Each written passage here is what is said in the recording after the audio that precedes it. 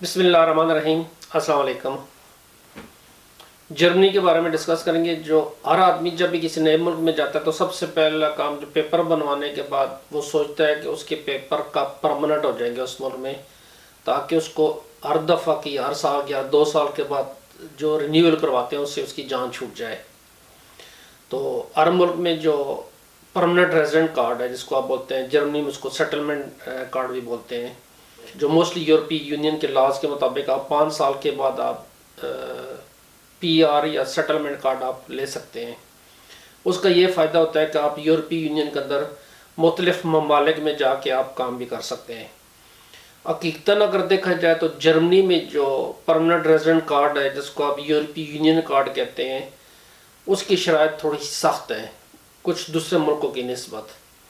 तो इसके हम थोड़ा सा इसको डीप जाकर देखते हैं कि आपके जब टाइम हो जाता है 5 साल आपके कंप्लीट हो जाते हैं तो आप किस तरीके से जाके परमानेंट रेजिडेंट कार्ड या यूरोपीय यूनियन कार्ड आप जर्मनी में हासिल कर सकते हैं।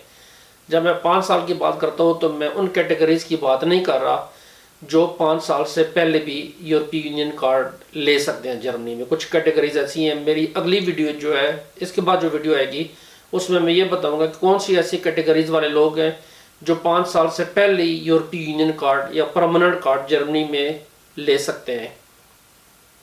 तो इसमें जब आपके 5 साल जर्मनी में कंप्लीट हो जाएं तो आप माइग्रेशन ऑफिस जाकर एक फॉर्म अपना ले लें। ये फॉर्म का नाम आपको स्क्रीन पे नज़र आ रहा है इसमें, और उसमें फिर आप अपनी साथ अपॉइंटमेंट भी ले लें। अपॉइंटमेंट के बाद जो आपने ये करना है कि फॉर्म के साथ जब वो आपको अपॉइंटमेंट देंगे तो कंप्लीट शुदा फॉर्म के साथ कंप्लीट डॉक्यूमेंट्स लगा के वहाँ पर आपने जाना है।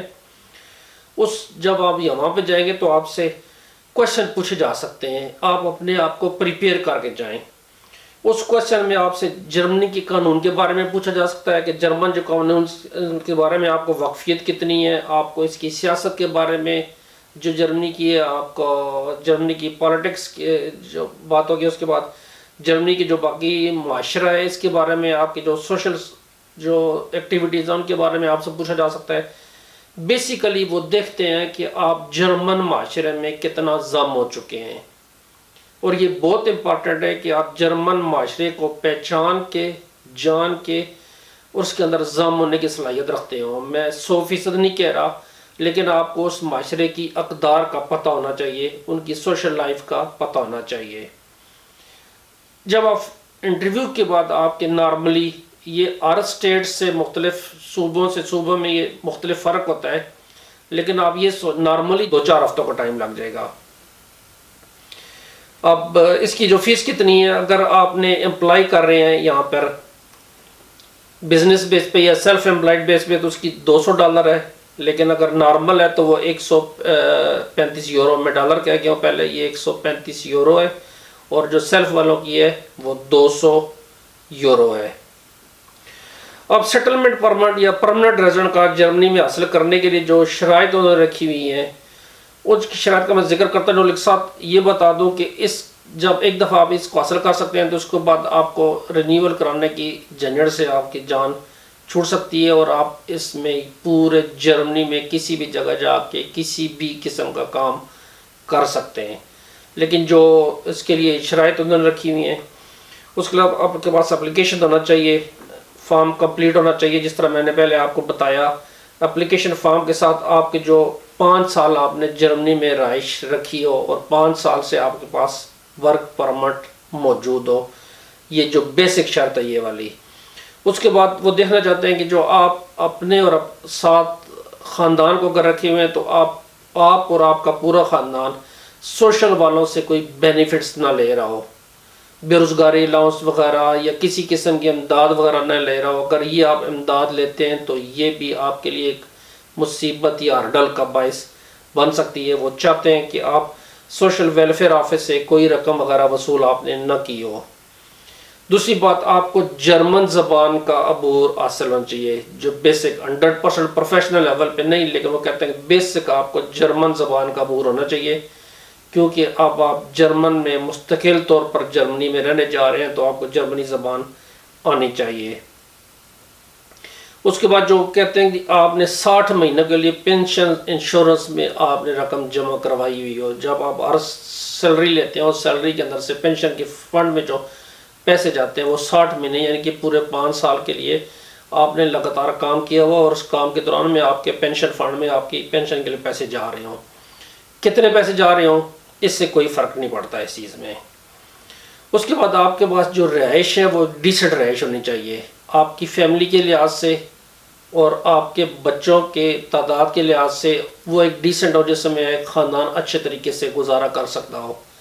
एक कमरे में 6 आदमी कभी भी नहीं रह सकते, इसलिए वो चाहते हैं कि जब आप जर्मनी में परमानेंट रहने जा रहे हैं तो आप ठीक तरीके से रहने के काबिल हों। आपने जो इंटीग्रिटी को, जिस तरह मैंने शुरू में बताया था कि जो आप क्वेश्चन आपसे पूछे जाते हैं कि उसमें सोशल एक्टिविटीज़ के बारे में या जर्मन माशरे के बारे में या पॉलिटिक्स के बारे में, उसमें एक कोर्स होता है कि इंटीग्रेशन कोर्स होता है। अगर आपने इंटीग्रेशन कोर्स किया हुआ है तो वो बहुत फ़ायदेमंद है परमानेंट रेजिडेंट कार्ड हासिल करने के लिए। परमानेंट कार्ड जर्मनी में हासिल करने के लिए एक और शर्त, बड़ी इंपॉर्टेंट शर्त यह है कि आपने एक बड़े जुर्म का irतकाब ना किया हो। जब मैं बड़े जुर्म की बात करता हूँ तो उसमें वो जुर्म है जिनकी सज़ा 3 महीने से ज़्यादा है, ख्वाह वो सज़ा जुर्माने की शक्ल में हो, ख्वाह वो सज़ा जेल की सूरत में हो। तो आपने इस चीज़ को बड़े करीब से देखना है। जैसे मैंने पहले बताया कि आपको जर्मन ज़बान पर अबूर होना लाजमी चाहिए। जर्मन ज़बान का कम से कम जो लेवल है वो B1 आपके पास होना चाहिए। उसके बाद आपका एक बायोमेट्रिक तस्वीर होनी चाहिए। अगर आप फास्ट ट्रैक पे जा रहे हैं अप्लाई करने के लिए, जिस तरह मैंने पहले कहा था कि जो 5 साल से पहले अप्लाई करते हैं उनके लिए जर्मन यूनिवर्सिटी की डिग्री का सर्टिफिकेट, ये डिग्री आपने दिखानी होगी, ये आपके पास मस्ट होना चाहिए। जो शादी की बेस पे पेपर जमा करवाने जा रहे हैं कि उन्होंने वहाँ पे जर्मन में किसी से शादी की हुई है तो उस शादी का मैरिज सर्टिफिकेट भी आप साथ लगाएंगे। जो लोग काम करने वाले हैं वो अपने जॉब का कॉन्ट्रैक्ट लाजमी शो करेंगे और बैंक स्टेटमेंट अगर उनकी साउंड है और अच्छी है तो वो बैंक स्टेटमेंट भी साथ लगाकर प्रूफ दे सकते हैं इस चीज़ का।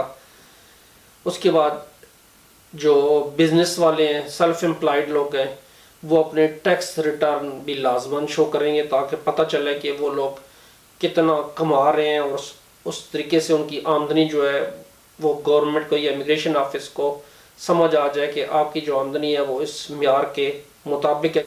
उसके बाद आपका रेजिडेंट कार्ड जो वहाँ पे बना हुआ है वो सर्टिफिकेट उसको होना चाहिए, रजिस्ट्रेशन का सबूत होना चाहिए वहाँ के ऑफिस से। ये थोड़ी सी मुख्तसर सी वीडियो थी इस बारे में कि आप जर्मनी में परमानेंट रेजिडेंट कार्ड या सेटलमेंट कार्ड या जिसको आप यूरोपियन यूनियन कार्ड होते हैं वो किस तरीके से हासिल कर सकते हैं। ये परमानेंट रेजिडेंट कार्ड आपके लिए दरवाज़ा खोलता है कि इसके बाद आपका नेशनलिटी का केस थोड़ा सा आसान हो जाता है। मेरी अगली वीडियो का इंतजार की जिसमें मैं बताऊंगा कुछ कौन सी कैटेगरीज ऐसी हैं जो कैटेगरीज 5 साल से पहले ही जर्मनी में परमानेंट रेजिडेंट कार्ड अप्लाई कर सकती हैं। मेरे लिए दुआ कीजिएगा, अपना ख्याल रखिएगा। अल्लाह हाफिज़।